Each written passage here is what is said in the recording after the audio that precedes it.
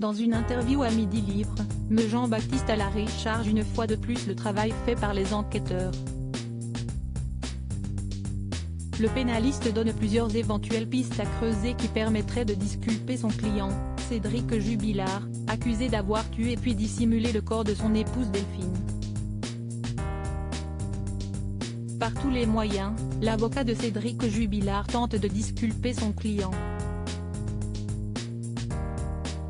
Alors qu'une deuxième demande de remise en liberté vient d'être rejetée par la justice, le 2 septembre 2021, me Allary développait sa version des faits à Midi Libre dans une interview datée du 30 août 2021, le pénaliste s'irrite une énième fois du travail des enquêteurs, qui d'après lui n'ont pas assez exploré d'autres pistes.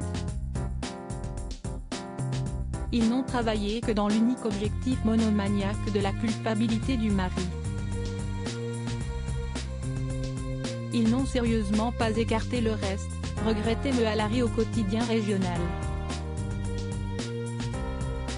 Il continue d'évoquer les autres hypothèses qui auraient pu mener à la mort de Delphine Jubilard.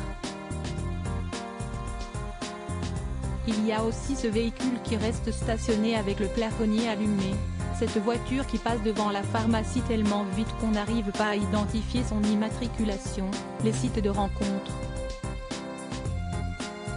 Beaucoup de choses n'ont pas été exploitées, développe-t-il. N'évoquant pas même les menaces de mort proférées par son client à l'encontre de Delphine Jubilard, née au Saguel, l'avocat balaie tous les éléments graves et concordants menant à la mise en examen de Cédric Jubilard pour homicide par conjoint.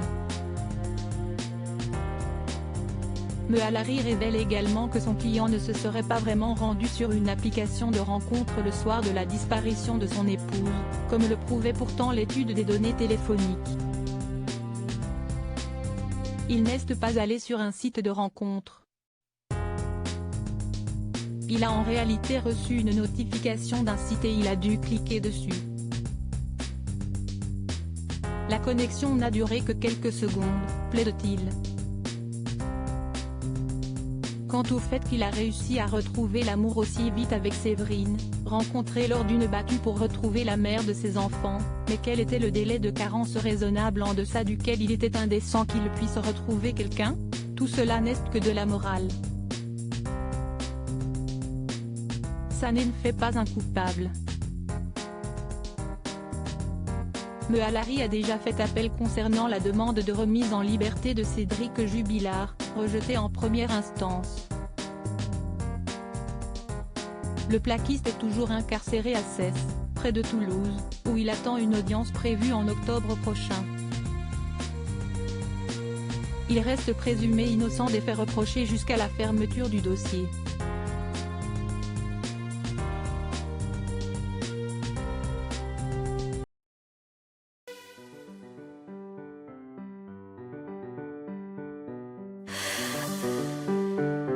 나